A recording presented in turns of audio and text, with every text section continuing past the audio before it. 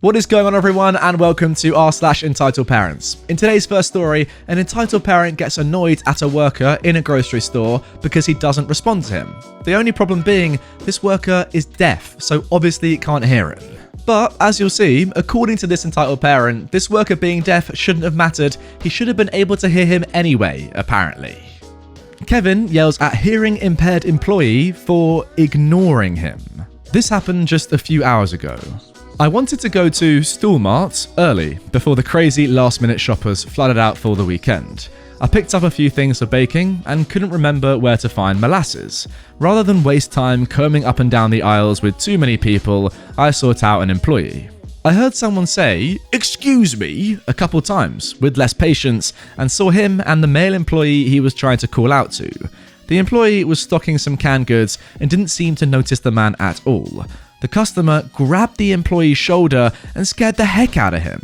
The male customer got in the employee's face and said, "I know you heard me, you idiot. You ignore all your customers?" When the employee's back was to me, that was when I noticed the "I am hearing impaired" in bold white letters on the back of his blue vest.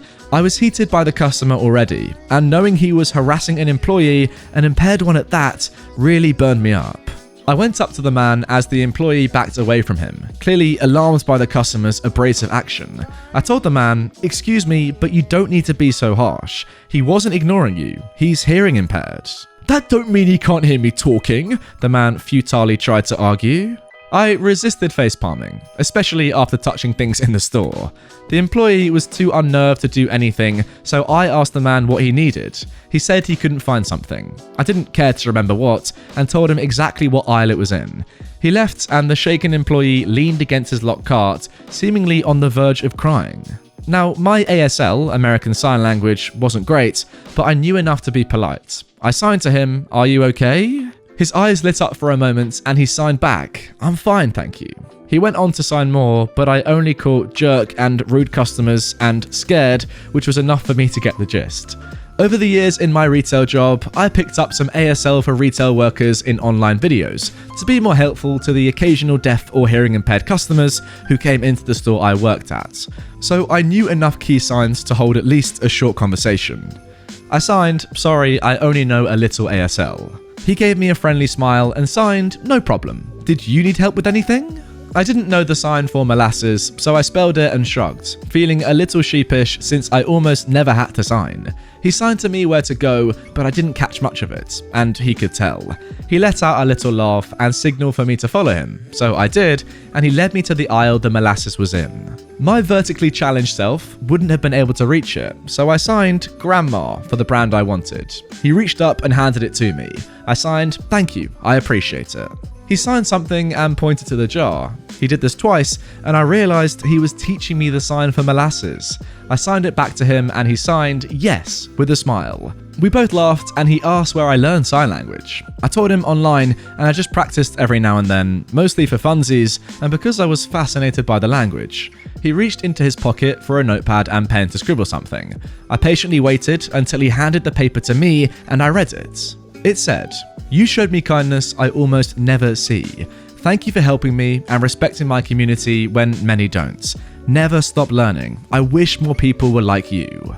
I signed, "Thank you. I'm OP. Nice to meet you." He signed back, "I'm so-and-so. Nice to meet you." Rather than shake hands, we bumped elbows and parted ways. That guy really made my day, and I bet I probably made his week. It breaks my heart to see terrible people being unnecessarily rude to workers, impaired or otherwise. What's so hard about being a decent human being? If I were in so-and-so's shoes, I'd be grateful to anyone who at least made an effort to communicate with me in a way we both understood.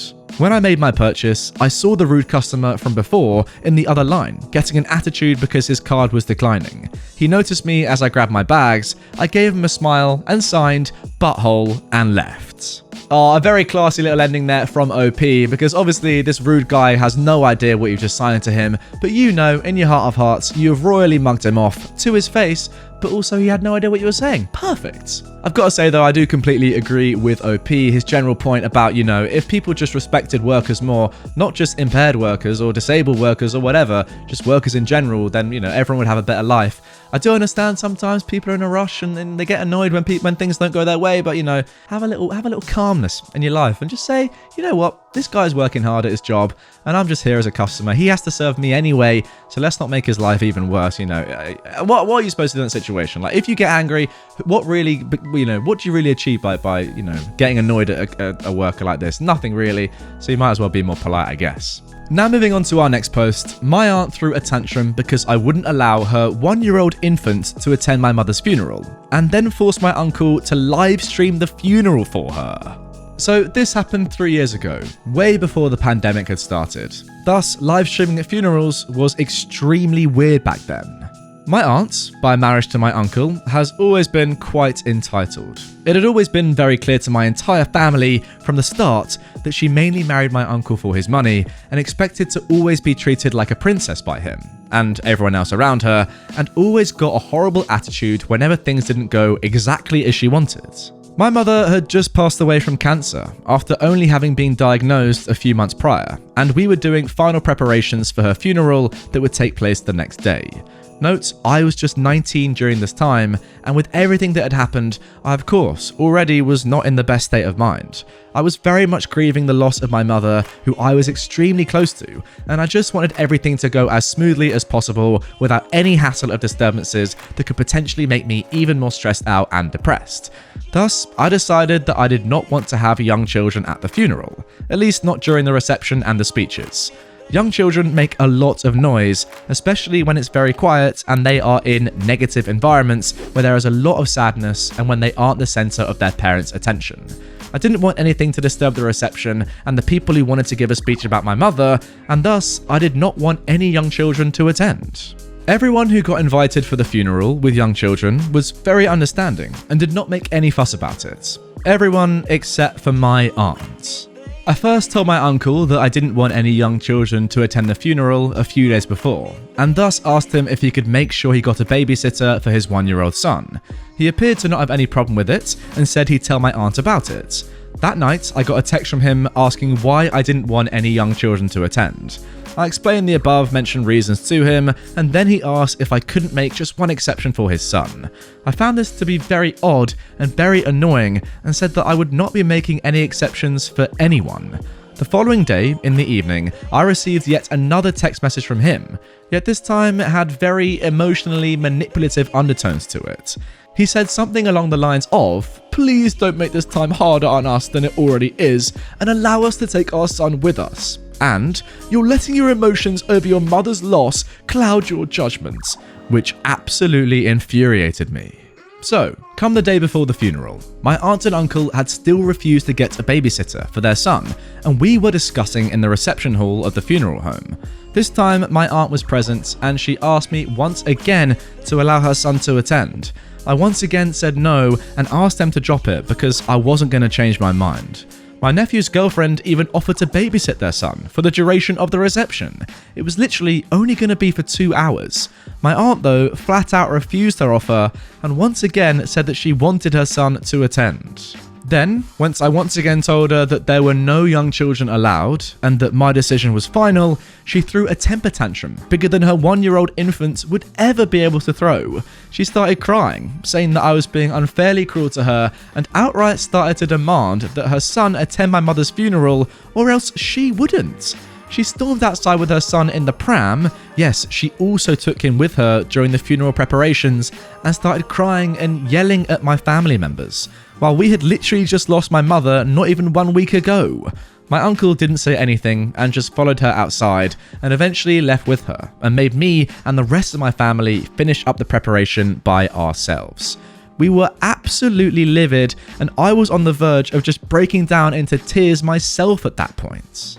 So the day of the funeral arrives and my aunt and her son are absent. My uncle arrived alone. Because I was of course preoccupied by my grief and the funeral itself, I at first didn't pay much attention to my uncle, but after my nephew had given his speech about my mother, he whispered to me that our uncle was holding his phone up high, appearing to be recording everything.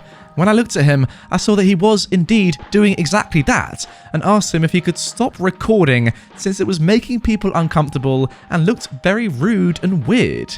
He then said he was live streaming it for my aunt, and that if we had only allowed my son to attend, I wouldn't have had to do this. Yes, he literally said that. I was too emotionally exhausted to cause a scene at that point, but I was absolutely livid. Thankfully, the rest of the funeral went smoothly, and my uncle immediately left after the reception and speeches. He didn't even bother to talk to the rest of the family members and attendees afterwards. Needless to say, I pretty much cut them out of my life after that, and to this day, they have never apologized to me for their behavior. Jesus, what is this guy doing?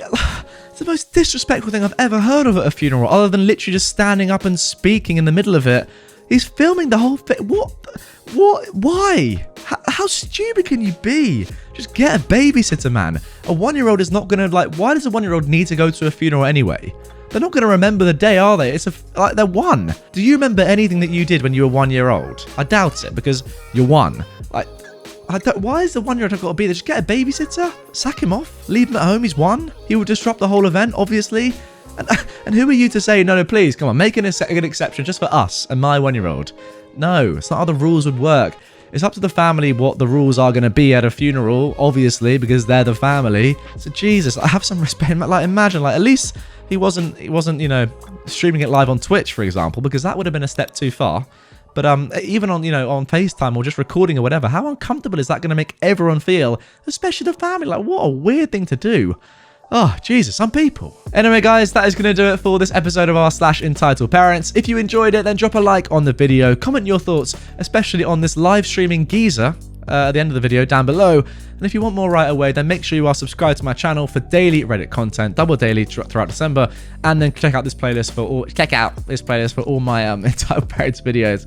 If you want some lovely merch, I'm not wearing any at the moment, but I normally do, and that's down here as well. And I will see you guys all later today for a brand new upload. What a lovely mistake I just made. Bye.